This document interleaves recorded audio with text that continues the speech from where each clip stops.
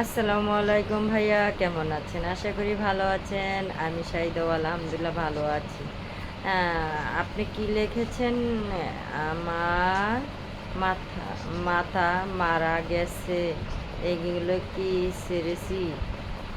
মার জন্য দোয়া, নামাজ পড়ুন আর পর্দা ভাবে থাকার চেষ্টা করুন। আলহামদুলিল্লাহ আমার মা বেঁচে আছে, তবে আমার সৎ বাবা মারা গেছে। ঠিক আছে। আর আমি নামাজ কালাম অবশ্যই পড়ি, এত খারাপ মেয়ে নয় যে আল্লাহকে ডাকবো না, আল্লাহকে ভুলে যাইনি। আর আমার মার হায়াত বাড়ানোর জন্য আপনাকেও ধন্যবাদ। আমার মা বেঁচে আছে, আমার মার জন্য সবাই দোয়া করবে যেন বেঁচে থাকে, কেননা আমার মা ছাড়া আমার কেউ নাই। আমার মাকে আমি অনেক ভালোবাসি, অনেক অনেক অনেক ভালোবাসি, কারণ আমার মার কপালটা আমি পেয়েছি তো। তাই আমার মারও কষ্ট গেছে জীবনভর, আমারও কষ্ট গেছে জীবনভর। তবে ধন্যবাদ ভাইয়া, এত সুন্দর কমেন্ট করা।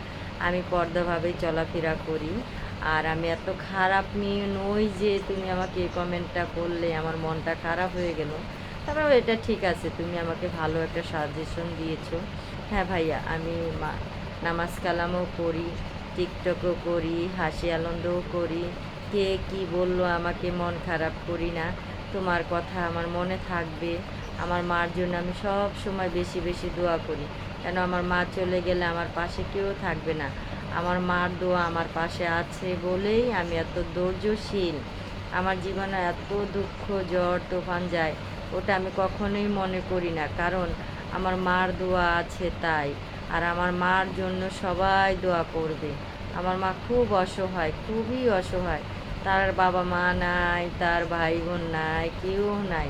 আমার মার পাশে দাঁড়ানোর মতো কেউ নাই। আমরা আমরা দু বোন ছাড়া, আর আমার দুই ভাই আছে, তারাও আমার মার পাশে ঠিক মতো খাড়ায় না। আমার মাকে আমরা দু বোনে অনেক ভালোবাসি। তবে দোয়া করবে সবাই, ভালো থাকবে, সুস্থ থাকবে। আল্লাহ হাফেজ।